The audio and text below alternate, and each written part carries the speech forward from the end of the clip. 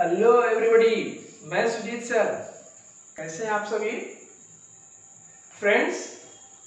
आज हिस्ट्री के चैप्टर जो कंटिन्यू हम लोग पढ़ रहे थे, एज ऑफ इंडस्ट्रियलाइजेशन में एक बहुत ही इंटरेस्टिंग टॉपिक पर डिस्कस करेंगे। ये हमारा वीडियो नंबर 8 है, the popularities of the industrial growth. It means भारतीय उद्योगों का एक अनोखापन। लास्ट वीडियो में हम लोगों ने देखा था कि कैसे इंडिया में मैनचेस्टर के गुड्स बन करके आते थे, फिर फॉरेनर्स अर्थात इंग्लैंड की कंपनी इंडिया में फैक्ट्री सेटअप करती है। फिर वो समय भी आता है जब यहाँ पर ढेर सारे फैक्ट्रियाँ सेटअप हो रही हैं। ये वही पीरियड है जब भारतीय उद्योगपतियों के द्वारा भी फैक्ट्री सेटअप की गई। द्वारकानाथ टैगोर की बात कर लीजिए, जीडी बिरला ग्रुप की बात कर लीजिए, टाटा ग्रुप्स की बात कर लीजिए, ये तमाम औद्योगिक घराने थे जिनका नाम आज आप सुन रहे हैं। ये इसी टाइम की उपज है और इंडिया में तमाम जॉइंट स्टॉक कंपनियां अंग्रेजों की बनी है, जिससे बर्ड हिगलर्स एंड कंपनी, ऐसी तमाम कंपनियां थीं। 3 कंपनियों की चर्चा आपकी बुक में है। लास्ट वीडियो में हमने इसको लिख करके बताया था डिटेल्स। फिर इंडिया की जो गुड्स बन रहे हैं वहाँ में फैक्ट्री, जैसे अगर बम्बई में गुड्स है तो बम्बई के लोकल पश्चिमी इंडिया के लोग, रत्नागिरी जिले के लोग ज़्यादातर मजदूर हैं। कानपुर में है तो कानपुर से पूर्वांचल जिले के लोग ज़्यादा मजदूर देखने को मिले। ये सारी चीजें हैं और जो वर्कर्स वर्क करने के लिए जा रहे हैं तो उनको तत्काल फैक्ट्री में जॉब नहीं मिल जा रहा है। उनको गारंटी के लिए एक उनका जान पहचान का कोई पर्सन होना चाहिए जो फैक्ट्री में उनको जॉब अर्थात सर्विस दिलाने में उनकी गारंटी ले। वहाँ पर हम लोगों ने बताया कि वो जॉब दिलाने वाला जॉबर कहलाता था भारत में।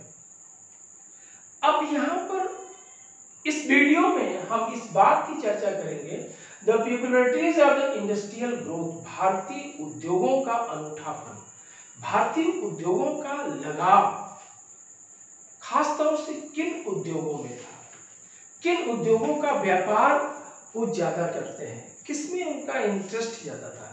क्योंकि उन्हें ये पता है कि ये वह समय है जब यहाँ पर विदेशी कंपनी का शासन है।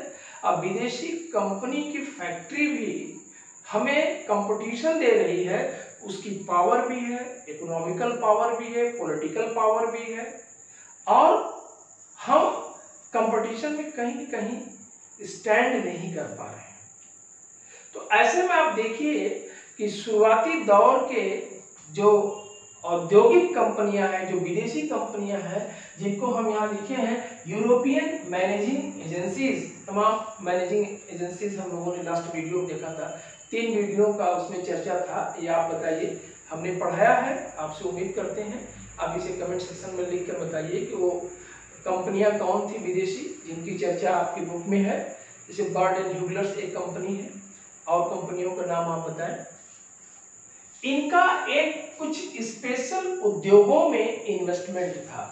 जब ये ईस्ट इंडिया कंपनी के व्यापारी यहाँ पर व्यापार करने के लिए आते हैं तो यहाँ के लोकल जो नवाब हैं, जो रूलर्स हैं, वो मुगल काल से संबंधित हों या बाद में नवाब ऑफ बंगाल से संबंधित हों, इन्होंने एक स्पेशल गुड्स के लिए परमिशन लेकर के यहाँ पर कुछ खास उद्योगों में व्यापार डेवलप किया। जैसे टी कॉफी प्लांटेशन इस्टेब्लिश किया, चाय के, कॉफी की बहुत बड़ी बागान उद्योग डेवलप किया। Investing in mining, Indigo and jute उद्योग बंगाल में बहुत डेवलप है बच्चों। नील की खेती बंगाल, बिहार सर्वप्रसिद्ध है। तमाम नील आंदोलन आपने गांधी जी के नेतृत्व में देखा होगा। इन सब में अंग्रेजों ने अपना विशेष इन्वेस्टमेंट किया। माइनिंग, खनन उद्योग, कोल कोयला कह लीजिए, पूरा बिहार, आज का झारखंड, उड़ीसा, इस सभी माइनिंग इंडस्ट्री के समय में, अंग्रेजों के समय जाने गए। इसमें इनका इन्वेस्टमेंट ज्यादा है। Import of Manchester made goods, और जो उनके अपने देश इंग्लैंड के मैनचेस्टर में जो गुड्स बन रहे हैं उनको इंडिया में ला करके सेल करना, क्योंकि भारत पॉपुलेशन की दृष्टि से उस समय भी बहुत ज्यादा था, एक बड़ा बाजार भी था। ये इनका मेन उद्योग था। तो भारतीय बिजनेसमैन, इंडियन बिजनेसमैन, ध्यान दीजिएगा, इनके साथ इन उद्योगों में कंपटीशन, प्रतियोगिता न करके ऐसे उद्योगों में इन्वेस्टमेंट करना चाहते हैं जिसमें कंपटीशन भी कम है, इनकी टेक्निकल एडवांसमेंट भी इनके कंपैरिजन में कम है। तो वो क्या है, दे अवॉइडेड कंपटीशन। ये भारतीय व्यापारी अंग्रेजी व्यापारी से, अंग्रेज उद्योगपतियों से कंपटीशन में हमेशा अवॉइड किए, क्योंकि पिछले वीडियो में हमने देखा था दशा और दिशा पर क्या विवश किया भारतीय व्यापारियों के, जब वो पॉलिटिकल पावर स्टैब्लिश किए थे, क्या प्रभाव पड़ रहा था। Product of course cotton yarn rather than fabric, वो मोटे धागे के बने हुए कॉटन के कपड़े, मतलब धागे के प्रोडक्शन में ज्यादा उत्पादन करते थे। और ये धागा जो यार्न है कि सप्लाई करते थे, धागे की प्रोडक्शन में विदेशी कंपनियां इनकी कंपटीटर नहीं थी, और इस धागे की फैक्ट्री में डिमांड थी, इसको वहां पर देते थे और फिर वहां से फैब्रिक्स बन करके मार्केट में सेल होता था। इसके अतिरिक्त ये वही समय था जब अंग्रेजों के खिलाफ 20वीं सेंचुरी के फर्स्ट सेकेंड डिकेड से बहुत बड़े बड़े आंदोलन चल रहे हैं, जिसमें स्वदेशी आंदोलन, बंगाल का 1905 का स्वदेशी मूवमेंट, हम लोगों ने नेशनलिज्म इन इंडिया में इसकी चर्चा किया था। लास्ट में भी कई आंदोलन चले हैं। इन आंदोलनों का भी विदेशी गुड्स के बायकॉट करने में, स्वदेशी गुड्स का वेलकम करने में बहुत बड़ा प्रभाव पड़ा। स्वदेशी मूवमेंट के द्वारा given boost energy support Indian industries, भारतीय इंडस्ट्रीज का, उद्योगों का सपोर्ट मिलता है, एक जबरदस्त बूस्ट मिलता है, एक ऐसी एनर्जी मिलती है अपने स्वदेशी वस्तुओं का लगाने का, जगह जगह वंदे मातरम का स्लोगन देना, स्वदेशी अपनाओ विदेशी हटाओ, ये स्लोगन तब से लेकर के आज भी चल रहा। आज भी देखो मार्केट में कई प्रकार की बातें आती है कि विदेशी वस्तुओं को बाइकआउट करो। अभी आप चाइना को ले लो, देख करके चाइना की बाइकआउट की बात कर रही है, की जा रही है। क्यों की जाती है? स्वदेशी को अपनाने का जो जज्बा है उससे भारतीय उद्योग, भारतीय इनकम, नेशनल इनकम, जीडीपी सभी मजबूत होता है। विदेशी इनकम से पैसा का एक बहुत बड़ा फ्लो फॉरेन मार्केट में चला जाता है, फॉरेन कंट्रीज में चला जाता है।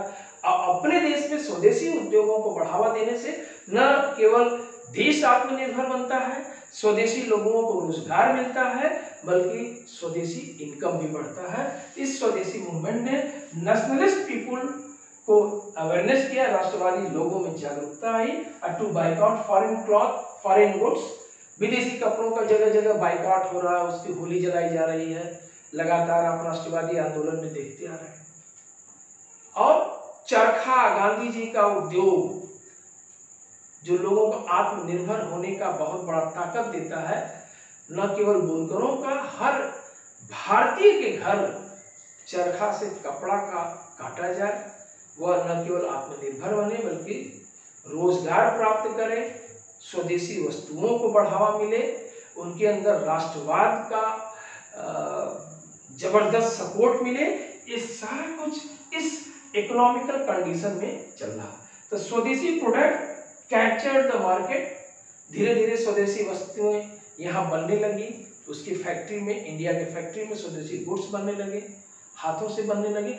मार्केट को बहुत बड़ा एडवांटेज मिला, लेकिन ये एडवांटेज हम ज्यादातर देखते हैं बंगाल में मिलता है। ये फैक्ट्री सेटअप है बंगाल में, ये फैक्ट्री सेटअप है बॉम्बे में। 1911 तक आते आते 67% तक फैक्ट्री में बनने वाले गुड्स बंगाल और बॉम्बे में अपना एक महत्वपूर्ण स्थान प्राप्त कर चुके हैं। सिर्फ from yarn to cloth product. अब यार्न बनाते बनाते, धागे बनाते बनाते, ध्यान से समझिएगा, धागे खूब बनते थे। मैंने बताया कि धागे में प्रतियोगिता इनको विदेशी कंपनियों से नहीं करनी पड़ रही। अब स्वदेशी आंदोलन ने कपड़ों के निर्माण में भी, कपड़ों के क्लॉथ के प्रोडक्शन में भी भारतीय व्यापारियों को एक बड़ा सपोर्ट दिया। अब यार्न के साथ साथ क्लॉथ, कपड़े के प्रोडक्शन में भी भारतीय उद्योग अपना स्थान मजबूत कर रहे हैं। Cotton piece goods production in India doubled between 1900-1912। 1900 से 1912 के बीच में इंडिया में जो कॉटन पीस गुड्स के प्रोडक्शन है 2 गुना हो जाता है। ये बताता है कि देश में स्वदेशी वस्तुओं का बढ़ावा मिल रहा है, लोग इसको बढ़ाना चाहते हैं।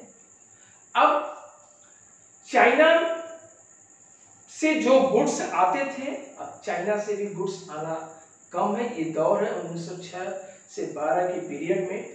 चाइना अपने बाजार के लिए खुद सामान का प्रोडक्शन करता है। चाइना जापान से भारत का बहुत व्यापार होता था। ऐसी परिस्थितियों में हम देखते हैं कि चाइना और जापान से माल आना बंद होता है, बल्कि भारत का ही माल हर जगह जाने के प्रिपरेशन में है। और ये फर्स्ट वर्ल्ड वॉर का भी दौर है। British factory condition during the first world war.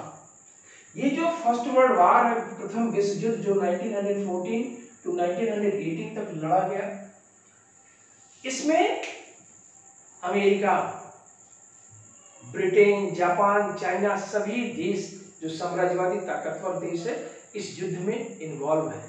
Elite power का लीडर ब्रिटेन है। ब्रिटेन बिजी हो गया है, British mill busy with production of the army goods. सैनिकों के लिए जिन वस्तुओं की जरूरत है, चाहे वो सोल्जर्स के कपड़े हों या लेदर के वर्क हो या जो जीन्स होते हैं घोड़े पर चढ़ करके युद्ध के मैदान में जाने के, बहुत सारे जो युद्ध से संबंधित गुड्स है उसका प्रोडक्शन मैनचेस्टर में हो रहा है। और ऐसे कंडीशन में मैनचेस्टर में जो गुड्स से संबंधित प्रोडक्शन हो रहा है तो Manchester imports into India decline. अब मैनचेस्टर में उन वस्तुओं का प्रोडक्शन नहीं हो पा रहा है जो भारतीय बाजार को एक कैप्चर कर रखे थे, जिस पर यूरोपियन मैनेजिंग एजेंसीज के भी बहुत बड़े पकड़ थी। अब वो बात नहीं है। मैनचेस्टर के गुड्स का प्रभाव भारत में धीरे धीरे काफी डिक्लाइन कर चुका है। Indian mills had a vast home market to supply, new factory were set up and old ones ran multiple shift. एक गुड अपॉर्चुनिटी मिलती है इंडियन मिल्स को सपोर्ट देने में। भारतीय मिल को एक बड़ा सपोर्ट मिलता है। वह उन गुड्स का प्रोडक्शन ज्यादा करते हैं जो मैनचेस्टर से गुड्स यहां आते थे। अब उनकी जरूरत नहीं है। इतना ही नहीं, युद्ध जब फर्स्ट वर्ल्ड वॉर एक लंबे समय तक चला तो भारतीय उद्योगपति भी, भारतीय फैक्ट्री भी उन चीजों का प्रोडक्शन करने लगे जो युद्ध की सामग्री होती थी। जैसे मैंने बताया लेदर से बहुत बने हुए आइटम, जींस के बहुत बड़े आइटम जो ब्रिटेन के फैक्ट्री में बनते थे, इंडिया की फैक्ट्री में भी बनने लगे क्योंकि उसकी डिमांड थी इंटरनेशनल मार्केट में गुड्स के साथ साथ इन सब चीजों का। एंड आफ्टर द वॉर, प्रथम विश्व युद्ध के बाद, Manchester could never recapture it's old position in the Indian market. भारतीय मार्केट में, भारतीय बाजार में मैनचेस्टर ने अब फर्स्ट वर्ल्ड वॉर के बाद वो पोजीशन कभी नहीं पाई जो कि फर्स्ट वर्ल्ड वॉर के पहले उसकी बनी हुई थी। अब भारतीय फैक्ट्री की, भारतीय उद्योगपतियों का एक बड़ा हुजूम मार्केट पर अपना पकड़ बना रखा है। इंडियन गुड्स जितने भी प्रोडक्ट हो रहे हैं इंडियन मार्केट में, इंडियन इंडस्ट्रियलिस्ट के द्वारा हो रहे हैं। स्वदेशी आंदोलन ने इसको और सपोर्ट किया, नेशनलिस्ट मूवमेंट ने और सपोर्ट किया। अब आज़ादी भी बहुत दूर नहीं है। आप देखो ये दौर है 1920 के लगभग या उसके बाद, फर्स्ट वर्ल्ड वॉर के बाद की कंडीशन है। आंदोलन लगातार महात्मा गांधी के नेतृत्व में एक ब्रिटिश गुड्स के बायकॉट ही नहीं, ब्रिटिश मिशनरी का, ब्रिटिश एडमिनिस्ट्रेशन का पूरी बायकॉट हो रहा है। ऐसे में इंडियन गुड्स का, इंडियन मार्केट का भारतीय व्यापारियों के द्वारा बाजार में पकड़ बनती गई। अब मैनचेस्टर का, विदेशी कंपनियों का पकड़ जो पहले था वो समाप्त होता गया। यहां तक आपको समझ में आ गई। अब इसके बाद एक छोटी सी बात आती है कि जो स्मॉल एंटरप्रेन्योर्स हैं, स्मॉल इंडस्ट्रीज हैं, जो लघु उद्योग हैं बच्चों, भारत में ये जो अनूठापन देखने को मिला, ये जो कंडीशन बंगाल में, बॉम्बे में ज्यादा देखने को मिलेगा, 67% मार्केट्स में इनका पकड़ बन चुका था भारतीय स्वदेशी उद्योगों का। लेकिन इसके अतिरिक्त पूरे देश में क्या फैक्ट्री के बने हुए गुड्स के ही मार्केट है? नहीं, इस देश में गरीब जनता बहुत ज्यादा है, उनकी पॉपुलेशन बहुत ज्यादा है। उन्हें अच्छा वस्त्र न भी मिले तो चलेगा, लेकिन 2 वक्त की रोटी चाहिए। वो फटे पुराने कपड़े पहन लेंगे, मोटे धागे के कपड़े पहन लेंगे। उन्हें मशीन से बनी हुई चीज न भी मिले तो चलेगा, क्योंकि मशीन से बने हुए गुड्स महंगे भी हो सकते थे। इसलिए ये वो समय है जो यहाँ के छोटे उद्योगपति हैं, जो हैंडीक्राफ्ट्स हैं, जो पावर लूम चलाने वाले हैं, जो वीवर्स हैं। साउथ इंडिया में मद्रास को ले लीजिए, ट्रावनकोर को ले लीजिए, कोचीन को ले लीजिए, ये अपना बाजार बड़ा करते गए। ये भी जो उद्योग है अपनी टेक्नोलॉजी में चेंजेस करते गए। जैसे फ्लाइंग शटल मशीन आया, फ्लाइंग शटल मतलब स्पाइनिंग करना, धागों को बिनना, उसमें कलरिंग करना, ये सारे काम होते गए। और ये जो एडवांसमेंट मिला छोटे उद्योगों का 1940 तक आते आते, 1940 के बाद तक आप समझ लीजिए, ये अपनी टेक्नोलॉजी से इतना इम्प्रूवमेंट किए कि इनका मार्केट खराब नहीं हो पाया। मशीन फैक्ट्री के गुड्स अपना मार्केट बना रखे हैं, तो हाथों के बने हुए हैंडीक्राफ्ट्स उद्योग फ्लाइंग शटल आ जाने, फ्लाइंग शटल जैसे मशीन के आ जाने से अपना एक विशेष स्थान रखते हैं। ट्रावनकोर में, मद्रास में, जिसको चेन्नई कहते हैं, ईरोड में, कोचीन में, कोयम्बटूर में एक बड़ा बाजार है हाथ से बने उद्योगों का। इतना ही नहीं, आप ये समझो कि जो मद्रासी लुंगी, जो कॉटन की लुंगी होती है, जिसमें कॉटन के फाइन क्वालिटी होते, वो हाथों से बिन करके तैयार होते हैं। उस दौर में 1940 में जो हाथों से कला थी उसमें बनाने की, बनारसी साड़ी जो उसकी छपाई होती है, जो उसके बॉर्डर होते हैं, जो उसमें जरी की नक्काशी होती है, वो हाथों से जितना खूबसूरत होता है वो मशीन से खूबसूरती नहीं आ पाती है। उसकी मांग कभी घटी नहीं। ऐसे उद्योग फ्लाइंग शटल आने के बाद और हैंडीक्राफ्ट्स अपने में इम्प्रूवमेंट करने के बाद अपना उद्योग बना करके रखे। आज भी 21st सेंचुरी में बनारसी साड़ी हाथों से बने हुए उनकी मांग है। मद्रास अर्थात चेन्नई की लुंगी की बाजार आज भी है, उनकी बाजार कम नहीं हुई है। जो उस दौर में था वो आज भी कहीं कहीं जो अपना एक स्पेशल पोजीशन रखे हैं, चाहे टेक्नोलॉजी ने कितनी बड़ी क्रांति कर ली हो। फ्रेंड्स, आज भी जो हाथों का हुनर है वो कहीं गया नहीं है। ये है भारतीय उद्योगों का विकास। इसलिए इसका चैप्टर का नाम ही the peculiarities of the industrial growth, मतलब अनूठापन भारतीय उद्योगों का। उन्होंने अपना दिमाग, अपना पैसा उन उद्योगों में लगाया जिसमें कंपटीशन विदेशी कंपनियों से, इंग्लैंड की कंपनियों से न करना पड़े। वो उद्योग था कॉटन का, धागे का। फिर बाद में चल करके कपड़े में उन्होंने दिमाग लगाया, अर्थात स्वदेशी आंदोलन अंग्रेजों के खिलाफ पूरे देश में धीरे धीरे बढ़ता चला गया। अब विदेशी एजेंसियां अपने को कॉटन में, कॉफी में, टी में, माइनिंग में, इंडिगो, जूट में ज्यादा इंटरेस्ट रखी, वहां इन्वेस्टमेंट करती थी। फिर आपने देखा कि फर्स्ट वर्ल्ड वॉर में मैनचेस्टर के गुड्स केवल युद्ध की सामग्री बनाने लगे। ऐसे में जो बाजार बन चुका था भारतीय उद्योगों के द्वारा, भारतीय मशीनों के द्वारा, भारतीय फैक्ट्रियों के द्वारा, उस कमी को भरा जाने लगा। भारतीय उद्योग अपना स्थान बना ली, जो कभी कम नहीं हुआ, और मैनचेस्टर का प्रभाव भारत में घटता ही चला गया। अब इसके बाद हम देखेंगे लास्ट चैप्टर में गुड्स एंड मार्केट, मतलब इस चैप्टर का जो लास्ट यूनिट है उस पर हम उद्योगों का जो बाजार है उसको एक बड़ा रूप देने में, औद्योगिक जो विज्ञापन उद्योग को कैसे बड़ा रूप देता है, हम इसे अपने नेक्स्ट वीडियो में देखेंगे। यहाँ तक या इस वीडियो में आपको कोई डाउट्स है तो कमेंट सेक्शन में जरूर दीजिएगा। आशा है आपको वीडियो अच्छा लगा हो। इसे शेयर करने से, लाइक करने से, सब्सक्राइब करने से कभी भी अपने को संकोच मत करिएगा। Thanks for watching video.